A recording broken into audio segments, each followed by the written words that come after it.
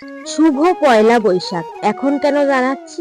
এই ভিডিওটা কিন্তু অনেক দিনের আগে, তোমরা দেখে বুঝতেই পারছো। আর আমি আগেই বললাম যে শুভ পয়লা বৈশাখ। আজকে পয়লা বৈশাখ উপলক্ষে দেখো সকালে উঠেই কিন্তু বিছনার চাদরটা, নতুন বিছনার চাদর পেতে নিচ্ছি। আর জানো তো, এই ভিডিওটা এতদিন পরে দেওয়ার কারণ জানো তো, আমার বিয়ে হয়েছে। তারপরে বিয়ের পরে তো কত কাজ থাকে, কত নিয়ম থাকে, সেই সব মানতে মানতেই পালতে পালতেই কিন্তু আর এডিট করার টাইম হয় না। আজকে গ্যালারিতে দেখতে দেখতে দেখলাম যে অনেকগুলো ভিডিও রয়ে গিয়েছে। আমি ভাবছিলাম যে ডিলিট করে দেবো, তাই ভাবছি যে এত কষ্ট করে রেকর্ড করেছি, ডিলিট করলে তো হবে না, তাই একটু তোমাদের সাথে শেয়ার করে দিই। তাই দেখো, এই যে পয়লা বৈশাখের দিন সকালে আমি উঠে কি কি কাজ করেছি, পুজো টুজো দিয়েছি, সবই কিন্তু এই ভিডিওতে দেখতে পারবে। চলো তাহলে আমার ভিডিওটা কন্টিনিউ করো। দেখো সকালে উঠে কিন্তু বিছনার চাদরটা আমি ঝেড়ে দিয়েছি, এখন ওইটাকে কাচবো। তার আগেই কিন্তু সব চেঞ্জ করে নিচ্ছি, বালিশের ওঝার, তার সাথে বিছনার চাদর সবই কিন্তু চেঞ্জ করে নেব। চলো চেঞ্জ করে আবার একটু বাইরের কাজ করি। সব কাজ টাজ ঘরের হয়ে যাওয়ার পরেই কিন্তু এখন দুয়ারের সামনে চলে এসেছি। জানো তো, আমি দুয়ার কেন ঝাড়তেছি, মানে ঝাড়ু দিচ্ছি, জল দিয়ে ধুয়ে দিচ্ছি। আজকে হলো আসবে আমাদের বাড়ির ঠাকুর, তার জন্য কিন্তু আমি সব পয় পরিষ্কার করে দিয়েছি। তার আগে কিন্তু আমার মা সকালবেলা কিন্তু গোবর ছড়াও দিয়ে দিয়েছে, গোবরের লেপাও দিয়ে দিয়েছে।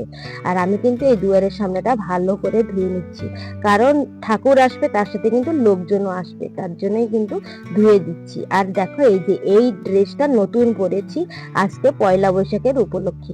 কে কে নতুন ড্রেস পরেছো অবশ্যই কিন্তু কমেন্ট করে জানিও।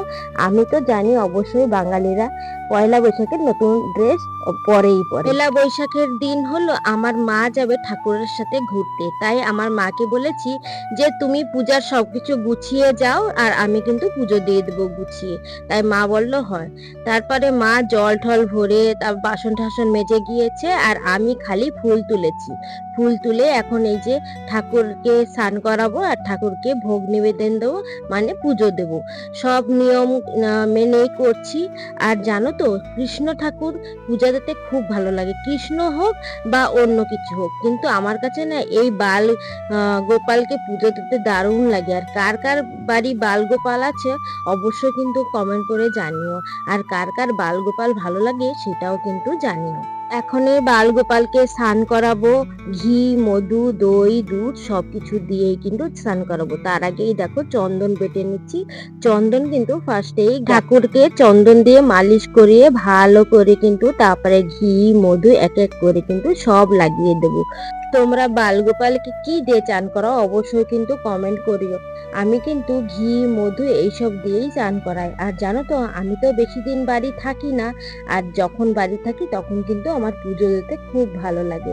আর আমার মা তো সারাদিনই সারাক্ষণই পুজো দেয়, তার জন্যই কিন্তু আমি আমি যদি ঘরে যাই তা আমি বলি যে আমি পুজো দিয়ে দিচ্ছি, আমি ঘর দুয়ার পুছে দিচ্ছি, মানে আমি ঘরের কাজ কিন্তু আমিই করি।